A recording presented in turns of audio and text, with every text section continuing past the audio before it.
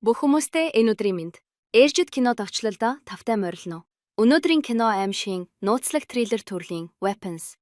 Кино ихчгэд 2 жилийн өмнө Мейбрук хотод Жастин гэдэг багш ангидаа орж ирэхэд Алекс Лилигээс өөр хүүхэд байсангүй. Анги нь хов хоосон байв.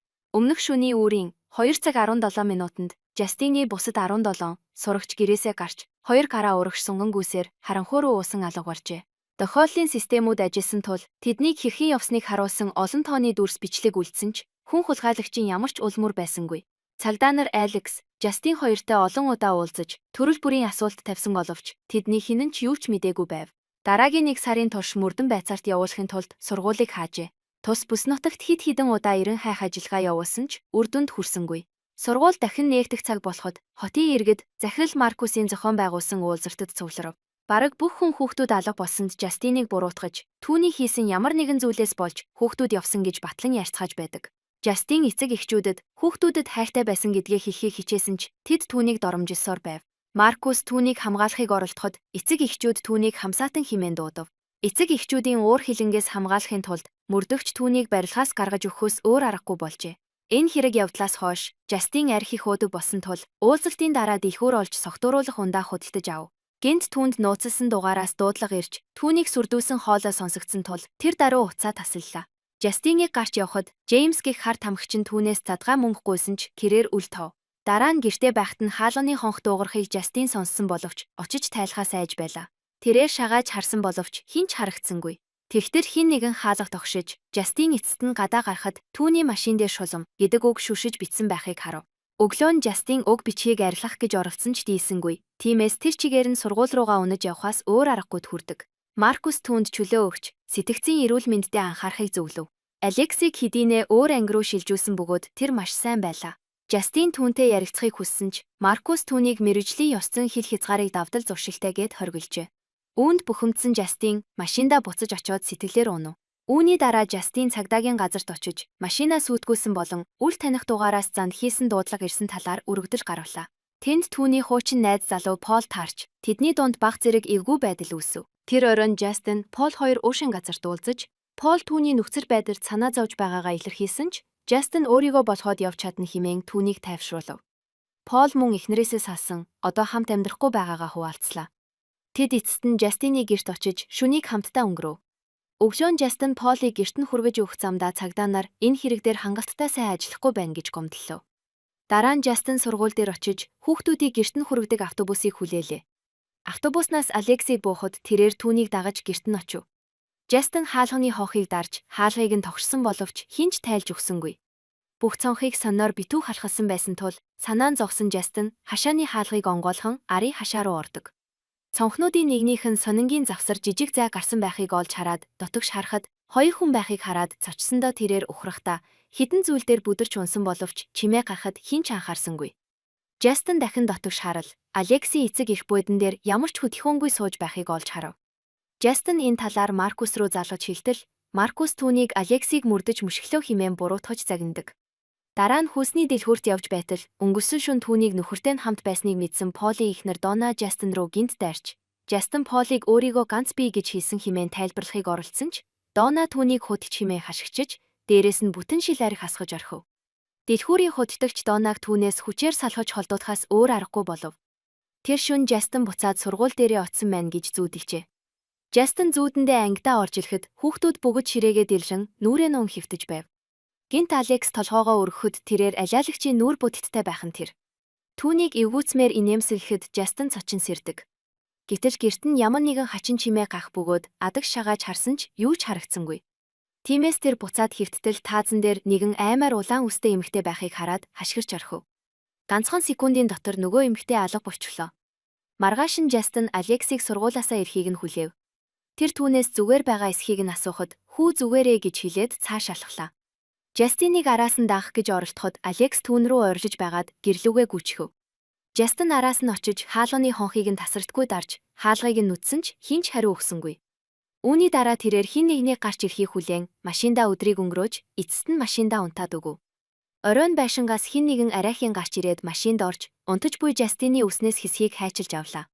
Энэ үед Арчер гэгч эцэг хүүгээ алга болсноос хойш гүн хямралд орж хяналтын камерын бичлэгийг дахин үзсээр байлаа. Ажил дээрээ тэр маш их анхаарал сарниж, наад захын ардаануудыг гаргана. Тэрээр цагдаагийн газар руу байнга очиж, шинэ мэдээлэл байгаа эсхийг асуудаг бөгөөд Ахмад Лок хэрэгт ямар ч шин сэжүүр байхгүйг тайлбарлах хэрэг гардаггүй. Арчер Жастиныг ямар нэгэн зүйл мэдэж байгаа гэж боддог бол Ахмад Лок түүнийг энэ хэрэгт оролцсон гэж үзэх ямар ч үндслэл байхгүйг онцлно. Сургуульдаар босон уулзалтын үеэр Жастиныг хамгийн түрүүнд доромжилсан эцэг эхчүүдийн нэг нь Арчер байсан бөгөөд түүний машин дээрх бичгийг ч бас тэр шүүршиж бичсэн байдаг. Сэтгэл готрол нь маш хүндэрсэн тул Арчер хүүгийнхээ унтахын өрөөнд унтаж эхлэв. Нэгэн шөнө тэрээр цочид сэрээд орноосоо босохдоо өөрийгөө орондоо унтаж байхыг харсан нь энэ бүхэн зүүд болохыг игтгэн. Тэр чимээ сонсоод дагаж очтол урд хаалх нь өөрөө онгойж байхыг харав. Арчер яаран гадарш галтал хүүн гүүж яваа харагдсан тул түүнийг дагахыг оролдов. Гэвч буцуугны дундуур алхсны эцэст тэр буцаад гэртээ ирчихсэн байлаа. Хүүгээ дотогш ороход байшингийн дээгүүр 217 гэсэн дугаартай асар том зэвсэг гарч ирэв. Арчер унтхийн өрөөндөө буцаж ирээд хүүгээ орондоо унтаж байхыг хараад уйлж илүү халамжтай аав байж чадаагүйдээ уучлалтгүй. Гэтэл хүүгийнх нь царай өнөөх аймаар улаан үстэй эмэгтэй царай болон хуурж Арчер сэрдэг. Өглөө нь Арчер ойд байх цамхгийг анзаарч түүнд нэгэн санаа төрөв. Тэр газрын зураг авч гэрээ Алексийн гүйсэн чиглэлтэй холбосон шугам татлаа. Дараа нь тэр хүүхдүүд нь алга болсон бусад айлуудаар зочилж камерын бичлэгийг нь үзхийг гуйв. Эхний эцэг их татгалзсан ч дараагийнх нь зөвшөөрөв. Арчер хүүхдийнх нь явсан зүгийг тэмдэглэн авч газрын зураг дээр дахин нэг шугам татлаа. Тэр шугамуудын огтлогдсон цэг нь хариулт байх болно гэж бодов. Тэр газар руу явах замдаа Арчер шатхуун түгээх станц дээр Жастиныг олж хараад зогсож түүн рүү хашгичв. Яг тэр үед Жастин нүүрэн цус болсон. Яг л алга болсон хүүхдүүчийг хоёр гараа урагш сунгон гүүж яваа Маркусыг анзаарлаа. Маркус гинт түүнийг дайран унгаж боохыг завдсан бөгөөд Арчер түүнийг салахыг оролдсон боловч Маркус түүнийг цохиж унгав. Энэ нь Жастинд зүхтаж дэлгүүр дотор нуугдах боломж олгов. Маркус түүний араас дагахыг оролдоход Арчер түүнийг үшигсэн боловч Маркус хариуд нь түүнийг дайрч унгаа бас л боохыг оролдов. Хэд хоногийн өмнөх үйл явдал руу буцахад Пол эргүүлд гарч байхдаа Джеймсийг с сэжигтэйгээр сэмхэн явж байхыг хараад дагжээ.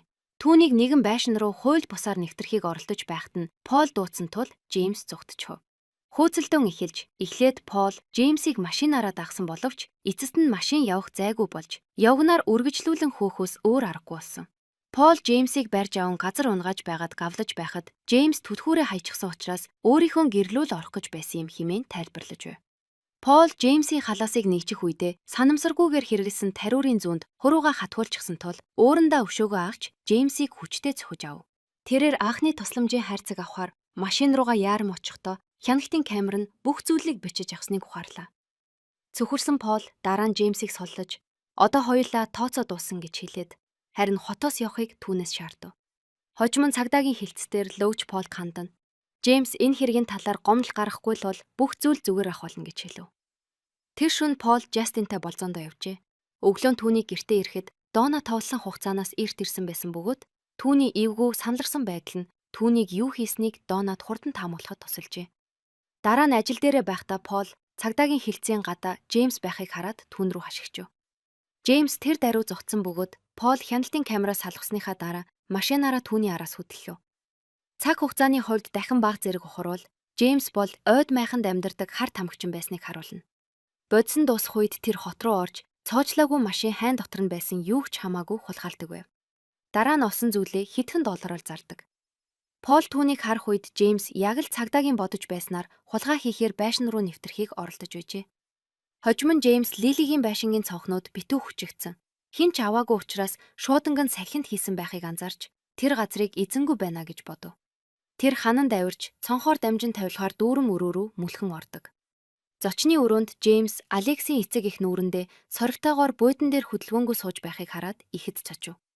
Джеймс бүр ойртож атсан ч тэдний хинэн ч хөдлөөгүй тул тэр хулгайгаа үргэлжлүүллээ. Дээд давхарт чимээ гарах боловч Джеймс үл тоохыг илүүд үздэг. Авч болох бүх зүйлээ авсныхаа дараа Джеймс явхаар зэгтэл хонглоос хин нэгний дуу гарахыг сонсов. Тэр дотор шортол алга болсон бүх хүүхдүүд хөдөлгөөнгүй зогсож байхыг хараад цочролд ордог. Тэд нэгэн зэрэг эргэж харах үед айсан Джеймс хурдан гихчин буцаад гүйжээ. Түүнийг хаалгыг таглаж хідэн тавилах хөдлөсний дараа Алексийн эцэг их босож түүний араас дайрах ба Джеймс арай гэж дахин зогтож байшингаас гарав. Ломбарданд хулгайсан эд зүйлсээ зарж байхдаа Джеймс алга болсон хүүхдүүдийн талаарх мэдээлэлд өндөр шагнал амласан зурагт хуудсыг орж хардаг. Олсон мөнгөөрөө дуртай бодисоосоо дахин худалдаж авсныхаа дараа Джеймс цагдаа руу залгаж хүүхдүүд хаана байгааг хэлв. Цагдаа эргэлзэж байсан тул түүнийг хэгцээр ирж ярилцахыг хүслээ. Джеймсийг дөнгөж орох гэж байхад нь Пол түүнийг хараад түүн рүү хашгирав. Тиймээс Джеймс ойроо зогтон нуугджээ. Тэр улаан үстэй эмэгтэй түүн рүү даллаж байхыг хараад цочирдон майхандаа яаран олж нуугдав. Хэдхэн хормын дараа майхны гадаа сүдэр үзэгдэхэд Джеймс өөрийнхөө тариурын зүгээр түүн рүү дайрав. Гэтэл энэ нь Пол байсан бөгөөд тэр Джеймсийг майхнаас чирч гаргаад түүн рүү бууга тулгах ба. Джеймс хүүхдүүд хаана байгааг мэднэ гэж орилж байж амьд үлдэв.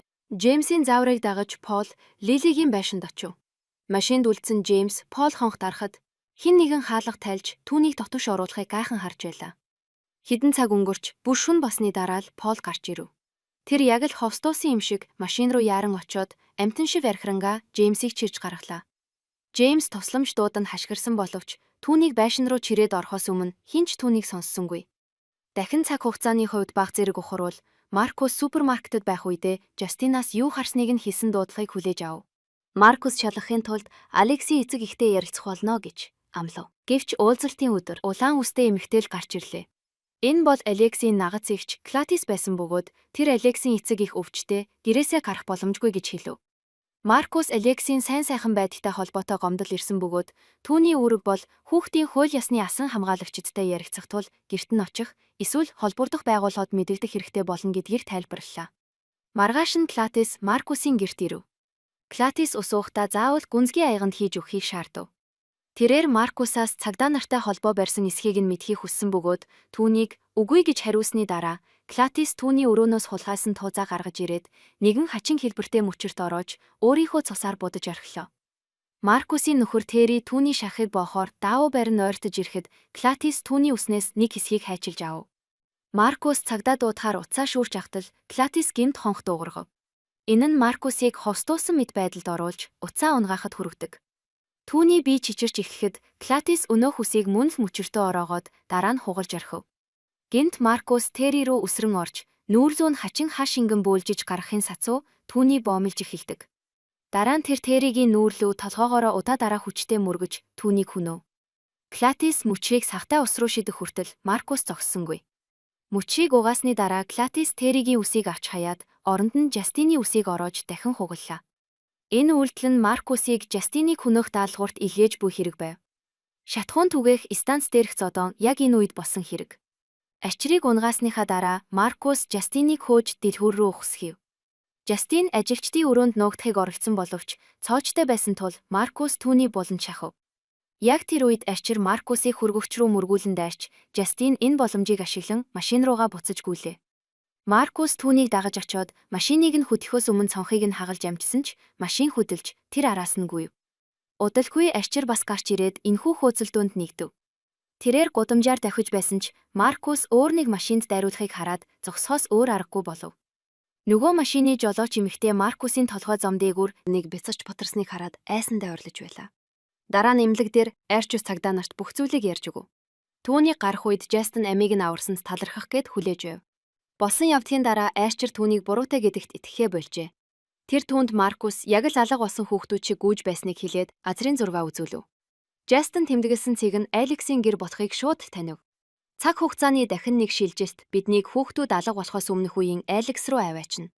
Тэр маш бүрэд ичимхий ганцаардмат хүү бөгөөд ангийнхан нь түүнийг хачин гэж үргэлж шоглож дээрэсгдэг байв. Түүний эцэг их нь аз жаргалтай, хайраар дүүрэн хосууд бөгөөд нэг өдөр тэд нагац эгч Клатис нь өвчтэй байгаа тул тэднийд хамт амьдрах болсныг хүүдээ дуулгав. Клатис шүн дунд хурж ирлээ. Өглөө нь Алекс Клатисын өрөө рүү шагааж хараад улаан хиймэз ус болон хачин хэлбэртэй мөчрүүдтэй жижиг мод байхыг олж харав. Орон дээр хэвтэх Клатис түүн рүү харж байсан тул Алекс хурдан гихчин хаалга хаалаа. Хичээл тарсны дараа Алекс хүн ирж авахыг хүлээсэн боловч хэн ч ирээгүй тул ирлүүгээ алхахаас өөр аргагүй болов. Зочны өрөөнд ороход эцэг их нь яг л ховстуусан юм шиг ширээний ард сууж байлаа. Тэд түүнд хідэн үг хийсэн ч маш хүндий, яг л робот шиг байв. Тэгтэл цоо ирүүд харагдах Клатис түүний гэртээ ирсэнд таатай байгаагаа илэрхийлж эцэг их нь зүгээр байгааг хэллээ. Айж сандарсан Алекс түүгээр өөртөө хургуулсангүй. Аагийнхаа нүүрлүү ус цацсан ч аав нь огт тоосонгүй. Зүгээр л арчаад өнгөрөв. Клатис түүнийг загнаж оройн хоол өгдөггүйгээр өрөөлөө нь явуулдаг. Маргааш өглөө нь Алекс бүгд ширээний ард байхыг харав. Эцэг ихийнх нь нүд улайсан бөгөөд огт хөдлөхгүй байлаа. Клатис Алексээс түүнийг тэнд байгааг эсвэл эцэг эх нь амарч байгаа талаар сургууль дээрээ хүнд ч хэлэхгүй байхыг шаардав. Тэрээр сүрдүүлэг болгож устай аяган дээгүүр нэгэн мөчөр хугасахад эцэг эх нь гинт сэрээ шүүрч авах нь тэр. Тэд өөрсдийнхөө нүүрлүү удаадараа сэрээгээр хатгаж эхэлсэн бөгөөд Алекс тэднийг зогсоож чадсангүй. Клатис мөчрийг аягтай ус руу шидэхэд тэд хөдөлгөөнгүй болов. Тэр Алекст хүнд ч юу ч хэлж болохгүйг сануулж хэрвээ хэлбэл үүнээс ч дор зүйл хийх болно гэж сүрдүүлдэг. Дараагийн өдөр нь Клатис бүх тайлгаа эцэг эхийнх нь өрөөрөө гаргаж хайсан бөгөөд одоо тэрээр шалан дээр суугаад зам үлээ хийж байхыг Алекс олж харав. Алекс шүл халааж эцэг эхээ хооллох хэрэгтэй болжээ. Дараагийн хэд хоногт Алекс яг энэ үйлдэлүүдэд дагцаар байв. Тэр сургуульдаа явж дараа нь хүнсээ цуглуулan гэр бүлийнхнээ хооллоно. Нэгэн шөнө Алекс Клатисийн дуудахыг сонсоод өрөөнд нь яваад ортол тэр маш сул дорой байдалтай савнд бөөлжиж байлаа. Тэр маш их өвчтэй байгаагаа эцэг эх нь түүнийг эдгэж байсан ч одоо тэр нь нөлөөлөхөө болсон гэдгийг тайлбарлав. Түүнд туслахын тулд Алекс ангийнхаа хүүхэд бүрээс ямар нэгэн эд зүйл авчрах хэрэгтэй гэв. Маргааш өглөө нь бүх хүүхдүүд биеийн тамирын хичээлтэй байх үеэр Алекс анги руугаа сэмхэн орж сурагчдын хувийн хайрцагаас нэрийн хуудсуудыг нь авлаа. Удалгүй Жастин түүнийг олж харсан тул Алекс зүгээр нэр зүйлээ мартсан дүрсгэв. Санаа зовсон Жастин түүнийг сүүлийн үед ердийнхөөсөө илүү дуугүй байгааг хэлж ярилцахыг санал болгосон ч Алекс зүгээр байгаагаа тангаралв. Дараа нь гэртээ ирээд Алекс нэрийн хуудсуудыг Клатисийн хаалган дээр үлдээлээ. Шүн дунд тэр чимээ сонсоод сэрв. Тэр доод давхурт бууж очиод Клатис нэрийн хуудсуудыг хугасан сав руу хийж байхыг олж харлаа. Тэр түүн рүү нулимж шүдэнд зуран шидэд дараа нь хог дугарлаа.